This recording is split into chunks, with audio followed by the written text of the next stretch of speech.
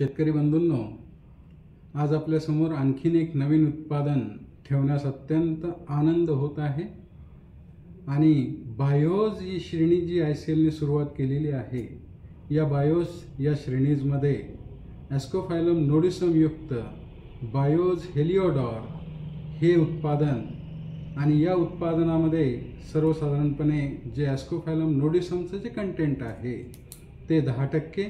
आणि याच्यामध्ये जे 90% जे आहे ते नॅचरल क्ले मिनरल्स यामध्ये आपण दिलेले आहेत आणि बायोज हेलिओडॉर हे उत्पादन ग्रॅन्युलर फॉर्ममध्ये आपण उपलब्ध करून दिलेलं आहे। या ग्रॅन्युलर उत्पादनाचा उपयोग ज्या ज्या ठिकाणी आपल्याला सर्वसाधारणपणे वेगवेगळ्या ठिकाणी जी पेरणी केली जाते त्या पेरणीसोबत या बायोज हेलिओडॉरचा उपयोग आपण करू शकता किंवा सॉइल ॲप्लिकेशनच्या माध्यमातून आपण याचा उपयोग करू शकता। कमीत कमी 4 किलो प्रति एकरी आणि जास्तीत जास्त 10 किलो प्रति एकरी याप्रमाणे याचा उपयोग आपण करू शकता। जर का पीक 3 महिन्याचं असेल तर 4 ते 5 किलो प्रति एकरी, जर पिकं 6 महिन्याचे असतील तर 5 ते 7 किलो प्रति एकरी आणि जर का पिकं ही 9 महिन्याची असतील तर 7 ते 8 किलो प्रति एकरी आणि 1 वर्षाच्या पुढील पिकासाठी प्रामुख्याने 10 किलो प्रति एकरी याप्रमाणे याचा डोस वापरावा।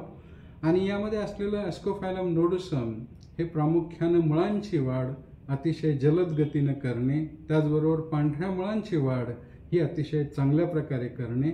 आणि प्रकाश संश्लेषणाचा वेग हा पानांचा हिरवेगारपणा चांगल्या पद्धतीने ठेवून त्या ठिकाणी प्रकाश संश्लेषणाचा वेग वाढवणे यासाठी या बायोज हेलिओडॉरचा उपयोग आपण आपल्या शेतीमध्ये करावा।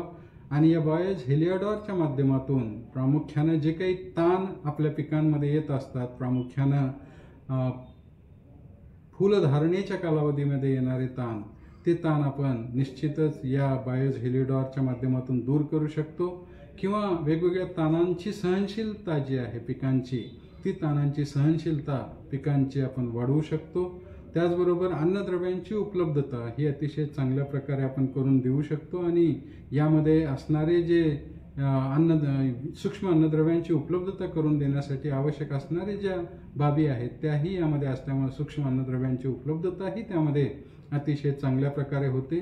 म्हणून बायोज हेलिओडॉरचा वापर हा कमीत कमी 4 किलो प्रति एकरी आणि जास्तीत जास्त 10 किलो प्रति एकरी याप्रमाणे पिकांच्या कालावधीनुसार त्या ठिकाणी उपयोग करावा। धन्यवाद।